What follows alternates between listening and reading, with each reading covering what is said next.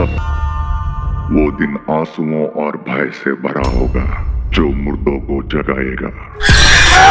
Hello friends, आज हम DS Irai movie के बारे में बात करने वाले हैं जो अब आपको हिंदी डब में देखने को मिलेगी, जिसकी ओटीटी रिलीज डेट कंफर्म हो गई है। मूवी में आपको प्रणव मोहनलाल, सुष्मिता भट्ट और अरुण अजय कुमार लीड रोल में देखने को मिलेंगे। मूवी को डायरेक्ट किया है राहुल सदाशिवन ने, जिसे 10 में से 7.3 की IMDb रेटिंग मिली है। डीएस इरई मूवी में आपको हॉरर थ्रिलर देखने को मिलेगा। कहानी की बात करें तो रोहन नाम का एक व्यक्ति होता है जिससे कहानी की शुरुआत होती है, जो एक आर्किटेक्ट होता है जो केरल में एक आलीशान बंगलों में रहता है अकेला। उसकी जिंदगी तब बदल जाती है जब उसको पता चलता है कि उसकी क्लासमेट कनी ने आत्महत्या कर ली है। उसके बाद रोहन कनी के घर जाता है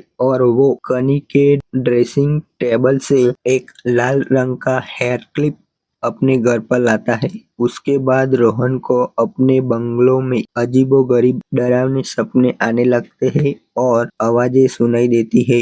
रोहन को रात को पायल की भी आवाज सुनाई देती है।